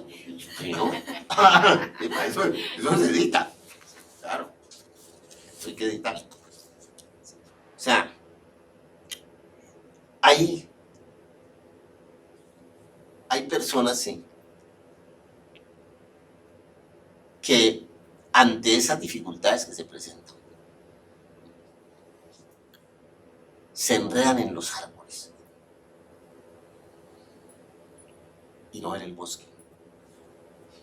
Cambié lo que iba a decir porque no puedo decirlo, ¿sí? Claro, pero es metafóricamente un poco eso, ¿correcto? Hay que ver a veces el bosque y no los árboles. Aunque a veces hay que ver los árboles y el bosque. Cuando uno ve las cosas tan generales se pierde la particularidad, la riqueza de lo particular. Y cuando ve lo particular se pierde la riqueza del conjunto. Eso epistemológicamente es una... Rubrica. Sí, es una tensión entre lo particular y lo general. Y diría que, por ejemplo, uno de esos retos ha sido entender que a veces lo que para la mirada filosófica es una debilidad, para la mirada artística es una fortaleza. Lo que nosotros reconocemos como complejidades en las situaciones, por ejemplo en los artistas, su esquematismo a veces, es la naturaleza también de su virtuosidad. Entonces, que sean metódico, artístico y que no se puedan salir tal, también tiene mucho que ver también él, porque su obra es así. Entonces, digamos que uno no tiene una cosa sin la otra, no se puede tener esa majestuosidad en el arte si no se tiene también eh, como algunos pormenores en lo social. Bueno, vamos con el último componente. Profe, un poco dos preguntas en una. Esta connotación hablando de la misión del proyecto, que es el rescate de la memoria visual y pictórica del suroccidente. La connotación de memoria tiene una variedad de acepciones, sobre todo hoy los estudios sobre memoria pues ocupan una parte importante de la agenda académica universal, y los debates pues no agotarán por supuesto esta noción. ¿En qué sentido cree que el proyecto que está mirando aporta a la construcción de memoria histórica, pictórica, territorial, llámela como usted quiera? ¿Y cuál es la percepción de los artistas sobre esto? ¿Qué han manifestado ellos acerca de la construcción de esa memoria? Yo traigo a colación una afirmación de uno de los artistas, de Mario Gordillo, que falleció en la pandemia. Mario decía algo que me parece, digamos, que resume, si se quiere, Alejandro, la respuesta a tu pregunta. Él decía, lo que pasa en la Universidad del Valle, lo que pasa en la sala Mutis de la Biblioteca Mario Carvajal de la Universidad del Valle, no pasa por la tertulia. O sea, es el reconocimiento de los artistas. Les comento algo, jóvenes. A mí permanentemente me llaman para estar en el proyecto. Permanentemente. Artistas hombres, artistas mujeres. Ha habido más artistas hombres que mujeres y queremos balancear eso. Pero me llaman permanentemente. Que quieren estar en el proyecto. Además que la sala multi de la Biblioteca Mario Carvajal ha adquirido una presencia de la perspectiva de sala expositiva como ninguna otra. Una sala exigente, una sala grande, ustedes saben. Y lo primero que dicen los artistas, no, es que esta sala es muy grande, ¿cómo la voy a llenar? Entonces, hay un reconocimiento bien importante. Y además el sello Universidad del Valle pesa. Y estamos construyendo un sello. ¿Qué está mirando? Y al respecto, los cuadernos es una extensión de qué está mirando. En el segundo semestre, el 22, 23, 24 y 25 de octubre, vamos a fortalecer ese proyecto de qué está mirando, con libros. Hemos sacado 2 cuadernos, vamos a sacar otros 2, vamos a sacar el libro. O sea, queremos que ese sello de qué está mirando se difunda más y empiece a posicionarse en el ámbito artístico, ¿sí?, y académico. Estamos en la tarea de pensar teóricamente los problemas ligados al arte colombiano. Entonces va a salir un libro de Astudillo, sale ahorita en octubre de este año. Digo ahorita porque, digamos, esos tiempos corren muy rápido. Que se titula así: Ever Astudillo, mirante de la noche en la ciudad que lo habitaba. La obra de Ever es lo urbano. Entonces yo creo que se ha venido posicionando. Por ejemplo, es una caricatura de Jorge Restrepo. Y la exposición de Jorge Restrepo fue excelente. Igual de excelente a todas, pero distinta. Entonces yo señalo eso, Alejandro, no sé si... Para finalizar, profe, cuando nos encontramos con Omar Díaz frente a una obra de arte, ¿qué está mirando? Bueno, y les comento algo. Yo estoy en el año sabático y el proyecto es la imagen y el pensamiento moderno. En general, la argumentación filosófica y la argumentación histórica ha hecho uso de manera significativa de lo textual, de lo escrito. Y la imagen se ha colocado en la mayoría de los casos como un sucedáneo de la palabra. O sea, aparece la imagen como ilustración de lo que se dice. Entonces, digamos, cuando yo me enfrento a una obra, empiezo a buscar fundamentalmente los elementos formales de ella. Cuando digo formal estoy pensando en la línea, en la mancha, en el color, en la composición de los elementos, y eso es como un esfuerzo, sin hacer referencia a un texto que posiblemente dé explicación de la obra.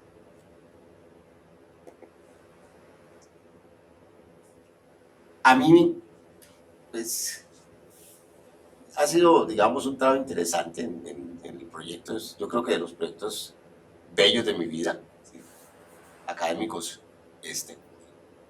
yo le tengo mucho afecto al proyecto. Y le tengo afecto por muchas cosas. Una de las cosas de los afectos tiene que ver con Javier, con Alejandro. Poder uno compartir con Alejandro, con Javier, sobre estas cosas que lo invitan a uno, es rico. Con los artistas, por ejemplo, una cosa interesante es, hay artistas que son, mejor dicho, locos. Hay un artista, pues, que no digo el nombre, una vieja berraquísima, pues, pero tiene un mundo que no es mi mundo, pues. Pero loca, pues. No les describo la locura porque, mejor dicho, ¿sí?, porque quisiera acompañarme algunos. Claro. Entonces, eso es bien, eso es bonito. Además, sinceros. Ver el mundo de manera distinta, sensible. Yo soy matemático, físico. Y para mí ha sido interesante ese proceso de ir entendiendo el significado de las formas, de las miradas, de los rostros, ¿sí?, de lo corporal. Entonces, digamos, cuando me enfrento a una obra, por ejemplo, para una elección tenemos un portafolio. Las obras tienen que ser sugerentes. La sugerencia importante. De pronto Javier podría hablarnos más en detalle de la sugerencia de las obras literarias, por ejemplo, filosóficas. Pero la posibilidad de distintas lecturas. La tutora. Yo creo que las obras artísticas, plásticas, la pintura deben posibilitar distintas lecturas, distintas interpretaciones. No casarse con una interpretación, con un marco conceptual, sino avanzar en la posibilidad de diversos marcos que le permitan a uno entender la obra en su diversidad.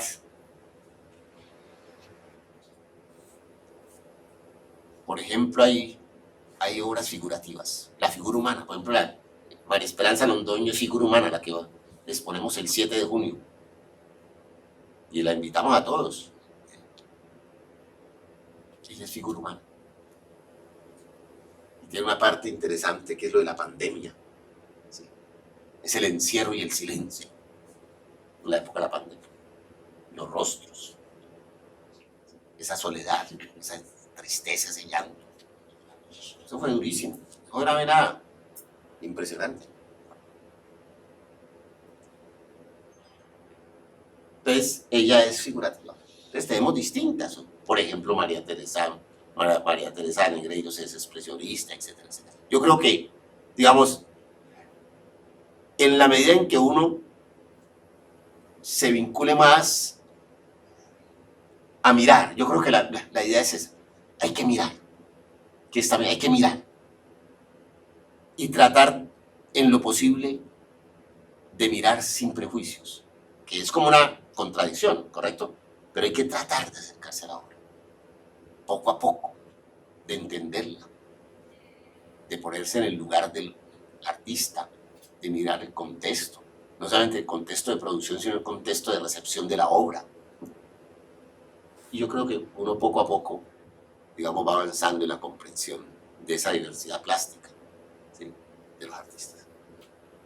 Bien, que está mirando es un proyecto de 10 años, de diversas publicaciones como ustedes lo ven, de una pinacoteca, talleres, entrevistas, y que en suma podemos decir en estos 10 años ha cumplido a cabalidad con esa misión de hacer memoria pictórica de la región. Podríamos hablar muchísimo más, pero por temas de tiempo vamos a finalizar simplemente invitándolos a conocer las revistas, a conocer el proyecto, acercarse a él y a que ustedes puedan ser eco en esa elección por la mirada, una mirada sin prejuicios. Es una mirada que puede construir memoria precisamente en función y en perspectiva de su acercamiento a las formas, al color y a las diferentes imágenes que nos proponen los artistas de nuestra región. Profesor Omar, muchísimas gracias. Ustedes, muchísimas gracias por su atención. Quiero pedirles un aplauso para el profesor.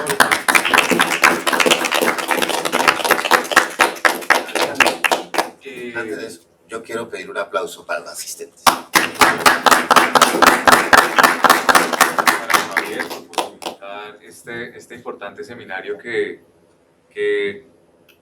es una innovación en el departamento y que es fundamental, ¿no? Que empecemos a reconocer otras posibilidades, otros espacios naturales y lenguajes para los profesionales y las profesionales de la filosofía en nuestra región. Gracias a Vanessa, por supuesto, por este espacio, y hacemos apertura entonces a sus preguntas, a sus inquietudes, comentarios, bien sea para Omar, bien sea para mi persona o para ambos, y luego Omar que trae como un detalle a modo de rifa para los asistentes y las asistentes. Entonces, tienen ustedes la palabra. Particularmente yo quería felicitarlos. Escucharlos ha sido un poquito una mezcla entre cómo se hace un poema, cómo se declama. Muy articulados los dos, se ven que se conocen profundamente y este siendo el piloto de todas las entrevistas, particularmente a mí me ha entregado como un desafío grandísimo. Yo supongo que muchos de mis compañeros también estarán pensando que ahora va a quedar difícil llenarle los zapatos, porque nos la pusieron difícil. Pero bravo, muy bien, de verdad.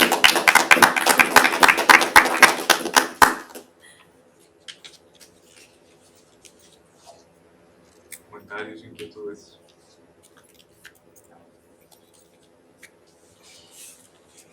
Por acá. Profesor, ¿cómo está? Buenos días. Mi nombre es Juan Pablo Sánchez y quisiera como hacer un poco de toda esta, expresarle un poco mis reflexiones acerca de su entrevista y por supuesto también expresarle admiración. Yo quería destacar principalmente el hecho de, o la afirmación de que no existe arte sino artistas. Entonces, me quedó resonando en la cabeza cómo pasar de lo particular a lo general. Si no existe el arte como tal, en el sentido estricto, no es como que no exista. O sea, ¿cómo podríamos representar la realidad o cómo estas obras de arte nos hacen eco nuestra sensibilidad de algo que vemos que nos hace odiar, algo que nos hace feliz? Si solo hay interpretaciones generales, particulares, perdón, ¿cómo podemos hacer una generalidad de acuerdo a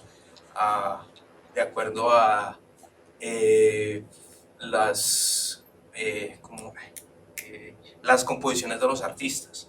Si ellos tienen un método propio de hacer sus obras de arte, ¿cómo podemos establecer una generalidad ahí acerca de lo que estamos mirando?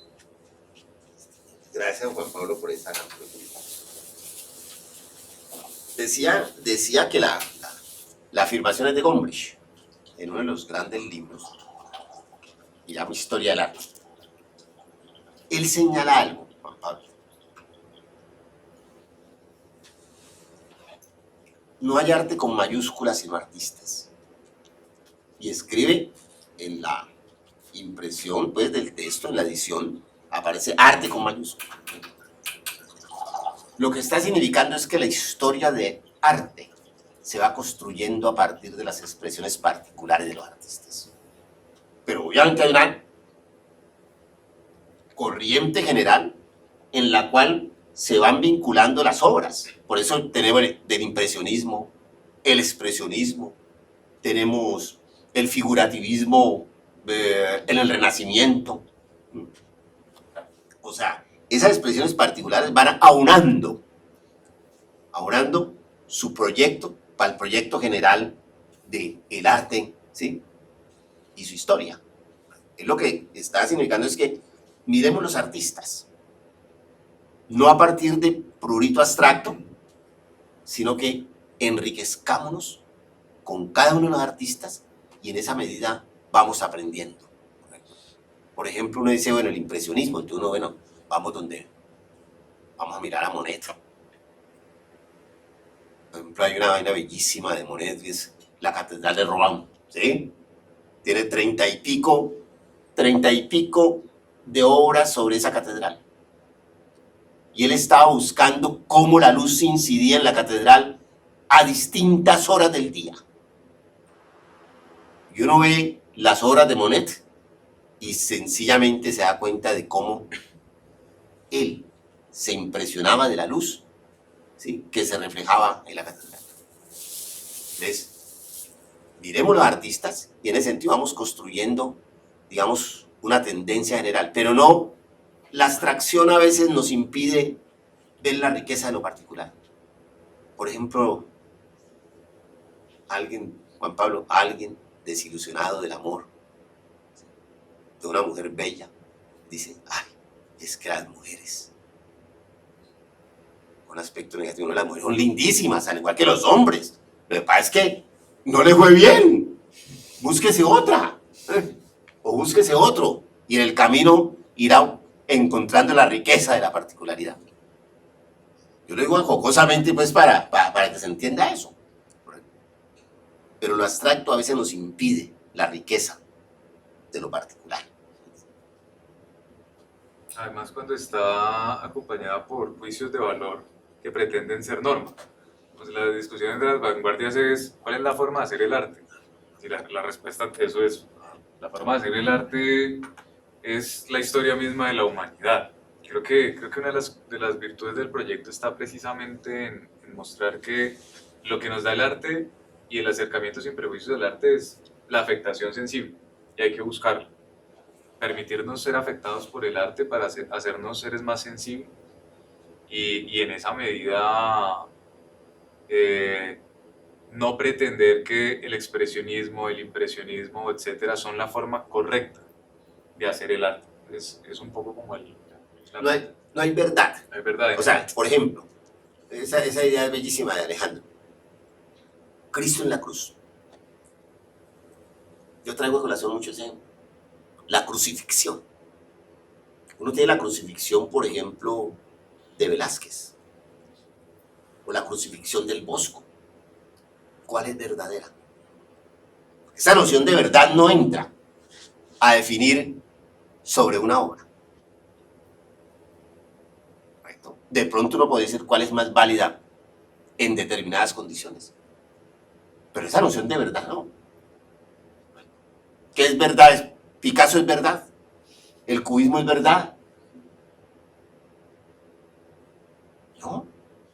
La noción de verdad no es una noción que la podamos aplicar al arte. ¿Sí? Aunque sea un arte representacionalista. Cualquier arte representacionalista, en cualquier arte representacionalista, el sujeto le mete, lo digo así muy gráficamente, su mundo interior, sus vivencias, su existencia, etc. Juan Pablo, sí. Recogiendo también esas ideas acerca de, usted mencionaba que la revista también es una cuna hacia la reflexión teórica, y también mencionó el problema que existe entre lenguaje y cosa. Entonces quisiera preguntarle, no con la intención de que nos responda a este problema tan arraigado en la filosofía de la ciencia, pero ¿qué se puede más acercar al cómo se hace y qué es lo que se dice? ¿La sensibilidad o la reflexión teórica, personalmente? Okay. Esta pregunta es bellísima y además muy profunda, ¿sí? De pronto es para filósofos puros. Yo soy impuro. ¡Ah! Yo soy impuro. ¿Sí?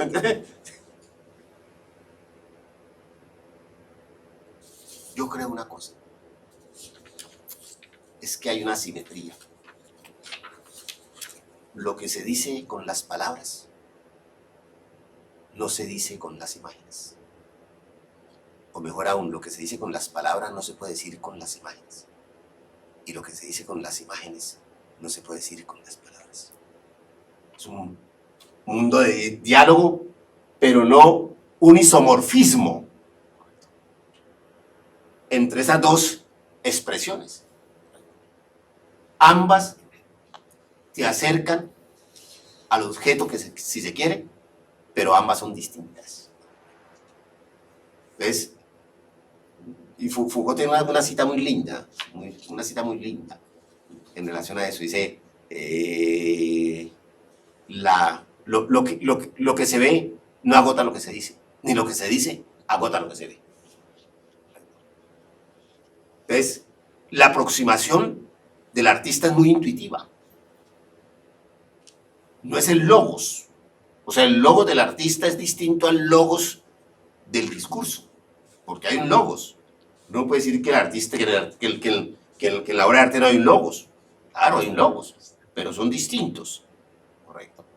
Entonces, a mí me parece que eso tiene que ver con algo fundamental, y es que uno se puede acercar o moverse en el mundo, caminar en el mundo de maneras distintas. Por eso hay, si tú ves en esa dicotomía entre filosofía continental y filosofía analítica, los filósofos continentales se acercan a los problemas de manera distinta a los filósofos analíticos. Por ejemplo, los filósofos, por decir algo, un filósofo continental hace recurso a la historia, del arte, de la poesía, ¿sí?, de la tradición filosófica. Pero un analítico Pensemos en Kuhn. Yo pues he transitado mucho con la obra de Kuhn, ¿sí? Que de pronto a Vanessa le tocará un poco de eso porque es con nuestro compañero, Luis Humberto. Pero en Kuhn, una que otra línea sobre la relación arte-ciencia. Pero en Foucault está imbricada las palabras y las cosas. ¿Con qué empiezan las palabras y las cosas? ¿Se acuerdan? O sea, si alguien tiene en la cabeza las palabras, empieza con una alusión a Borges. Este libro se le debe a Borges. Este libro se le debe a la enciclopedia analítica de John Wilkins.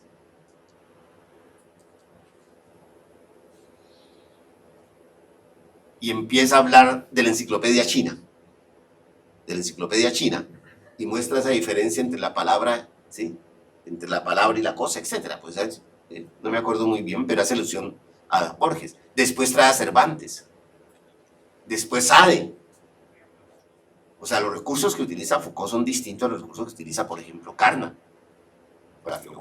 O otro protagonista de la filosofía analítica. Pero son maneras, son caminos del filosofar. Russell, por ejemplo, a mí me encanta. Pero Russell es analítico. Aunque tiene 5 novelas bellísimas. Bertrand Russell. Pero son caminos, métodos para filosofar. Entonces, uno no puede casarse con un método y negar los otros. Uno se puede casar, pero no señalar de que la única mujer linda es su esposa. Claro, una mujer bellísima, ¿o no? Yo he casado, yo un montón de años, y yo veo una mujer linda, es una mujer linda, y le digo a mi esposa. La verdad es que ya no hay tiempo para muchas cosas. Hay un ejercicio de filosofía práctica que ha servido también de taller en el proyecto, es el ejercicio de la éxtasis. Están familiarizados. La éxtasis es el ejercicio de, a partir de una imagen, por lo general abstracta, tratar de construir una narrativa. Omar tiene una éxtasis en una revista del departamento, ¿no? Tetractis. Y no es gratuito lo de Foucault porque Borges precisamente fue un tipo que alcanzó una gran maestría en el ejercicio de la éxtasis, ¿no? Pues maestría en el sentido de la inherente a su componente narrativo. Creo que es un ejercicio como propuesta de filosofía práctica que es interesante, tomar una imagen, una obra de arte y explorar narrativas al respecto. Nos daremos cuenta que, claro, existen tantas narrativas y formas de entender esa imagen como cabezas y formas de traducirla a la palabra. Claro, eso es lindo, claro. La representación visual y la representación lingüística. O sea, esa diferencia entre la una y la otra. Y cómo puede ser. Pero es un ejercicio bellísimo. Cuando yo, en agosto, yo quiero presentar un curso de tipo. Colocar imágenes. O sea, bueno, antes de una introducción, y algunos textos, y después presentar imágenes. Cada uno construya un texto sobre esa imagen. Interesantísimo. Y seguro que van a ser narraciones distintas. Bueno, ¿y por qué narraciones distintas? ¿Qué percibe Juan Pablo ante esa imagen? ¿Tú? ¿Cómo es que es tu nombre? Dara. ¿Ah? Dara. Dara. ¿Qué percibe Dara ante esa imagen? Es un ejercicio, digamos, para mostrar, digamos, cómo, digamos, la percepción y ese proceso de entendimiento de lo visual genera discursos distintos. Bueno, ya por cuestiones de tiempo tenemos que terminar pues, la entrevista. Muchas gracias, profesor Omar, muchas gracias, Alejandro. Y gracias por...